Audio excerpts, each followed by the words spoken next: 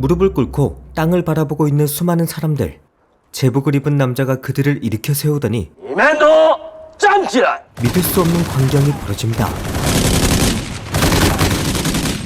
해가 뜬 낮에도 사람들은 끌려가고 그렇게 데려온 사람들을 재미삼아 죽이는 이곳은 바로 1937년의 난징입니다. Decapitation contest and its proud winners. 오늘의 주인공 독일인 존 라베는 지멘스 난징지사의 지사장으로서 수십 년을 아내 도라와 함께 난징에서 보냈습니다. 하지만 동맹국인 일본이 중국을 밀어버리고 있었고 곧 난징까지 들어온다는 소식에 베를린으로 철수가 결정됐습니다.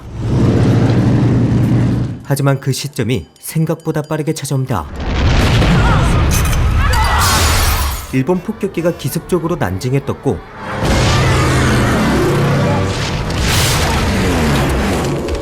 라베는 직원들을 살리기 위해서 공장문을 열어줍니다. 그리고 순간적으로 기발한 아이디어를 떠올리죠. 바로 나치 독일의 깃발을 최대한 크게 펼치는 것이었습니다. 깃발을 확인한 일본 폭격기는 폭격을 멈췄고 그렇게 라베의 기지로 수많은 생명이 목숨을 건집니다. 죽음의 상징인 나치 깃발이 오히려 생명을 살리는 아이러니한 일이 벌어진 것이죠.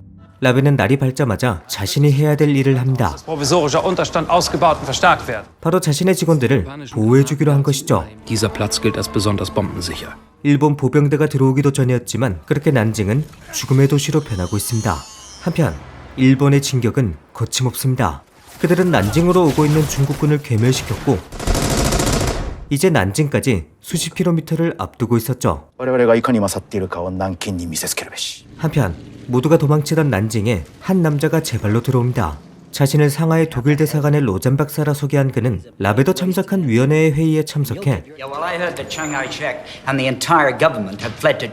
상하이의 상황을 알려줍니다. 일본은 대사관과 협의해 만들어진 안전지대를 공격할 수 없다고 하죠.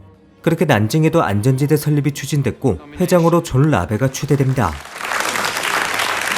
난징에서만 20년 넘게 살았던 라베는 누구보다 난징을 잘 알았고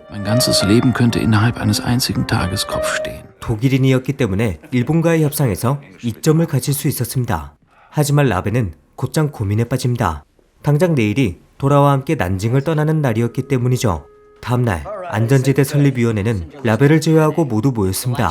기다리던 라베는 선착장에 있었죠. 배에 타려는 그의 모습을 보고 위원회는 실망했지만 그는 난징을 떠날 생각이 애초에 없었습니다. 아내를 배에 태워 떠나보낸 라베는 자신의 인생을 난징 시민들을 지키는 데 걸기로 했습니다.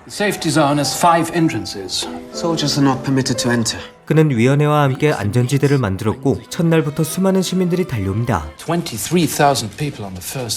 라베는 안전지대에 중국군을 들이지 않는다는 조건으로 일본 대사관의 승인까지 받아내죠. 그렇게 기적의 첫걸음이 시작됐습니다. 한편 일본의 난징 공격이 코앞으로 다가왔습니다. 일본은 한밤중 난징을 공격했고 그렇게 난징은 단 하루 만에 함락되죠. 다급했던 상황에 안전지대 규칙은 바로 깨집니다. 하지만 일본군은 바로 추적해왔고 그 대가는 참혹했습니다. 일본군은 군인을 치료하던 의사와 간호사까지도 죽여버렸습니다. 안전지대 운영은 정말 어려웠습니다. 일단 숫자부터 감당이 안 됐는데 도시 밖에서 어떻게든 쌀을 구해와도 일본군이 들여보내주지 않는 경우가 많았습니다. 그렇게 난징이라는 도시는 메말라가고 있습니다. 한편 일본군은 오늘도 자신들의 범죄를 지우는 데 최선입니다. 그들은 포로로 잡은 중국군을 매일매일 죽이죠. 하지만 위원회가 할 수 있는 건 아무것도 없습니다. 죽여야 되는 수가 하도 많다 보니 기이한 일도 벌어졌습니다. 한 번은 라베의 운전수가 일본군과 시비가 붙었는데 기분이 나빴다는 이유로 운전수를 포로 수용소에 보냅니다. 포로 수용소에 도착한 라베는 참혹한 광경을 마주하게 되죠. 일본 장교들이 목베기 시합을 하고 있었던 것입니다. 실제로 누가 우승했는지 신문에 나기도 했죠. 이렇게 끔찍한 만행에 일본군 내에서도 반발이 나왔습니다. 오세소령은 포로 처형이 옳지 않은 일이라 말합니다. 違法とみなされるかとも思われます。 하지만 씨알도 먹히지 않았죠. 捕獲してもいけない。殺すか殺されるか。 한편 일본군은 라베에게 보상을 해주겠다고 합니다. 라베는 포로들을 최대한 살리기 위해 노력하죠. 그렇게 20명을 데려가기로 허락받았고 또 하나의 참혹한 하루가 지나갑니다. 한편 일본군은 터무니없는 요구를 합니다. If he can take 20 of our girls with him. 위원회가 이를 거절하자 You will regret this. 한밤중 안전지대까지 침입하죠. 상황이 이렇게 되자 여성들은 모두 머리를 짧게 자릅니다. 하지만 사고는 결국 터집니다. 대학생 용주가 안전지대 밖에 가족에게 식량을 주러 가다가 결국 일본군에게 발각되는데 정말 다행히 용주의 동생이 일본군 2명을 모두 죽입니다. 용주는 일본군 군복을 입으며 위장했지만 결국 일본군에게 걸리게 되고 학교를 향해 미친 듯이 달립니다. 정말 다행히 기숙사까지 도착했고 용주는 친구들의 도움으로 위기를 넘기게 되죠. 이렇게 참혹한 상황에 히틀러를 싫어했던 라베마저도 그에게 편지를 써서 도움을 요청할 정도였습니다. der Katastrophe ein Ende zu setzen im Sinne der Menschlichkeit. 그렇게 20일이 흘렀고 이젠 더 이상 버티기 힘든 상황까지 오죠. We only have food for 3 days, no more. 학교장 듀프레는 사실 수많은 포로들을 몰래 숨겨주고 있었고 때문에 식량이 엄청난 속도로 바닥나고 있습니다.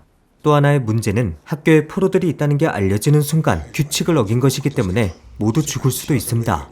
지금까지 잘 버텨왔지만 라벤은 앞으로 어떻게 해야 될지 눈앞이 깜깜하죠. 답은 하나였습니다.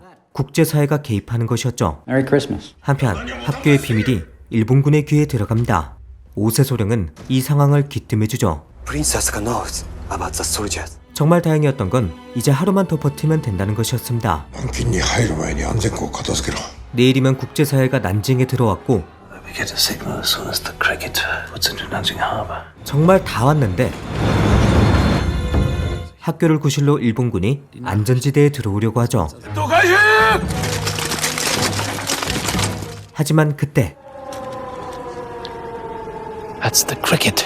그토록 기다렸던 사이렌이 울립니다. 난징의 상황이 언론을 통해 알려지게 됐고 그렇게 라베가 만들어낸 기적 같은 순간이 막을 내리게 됩니다.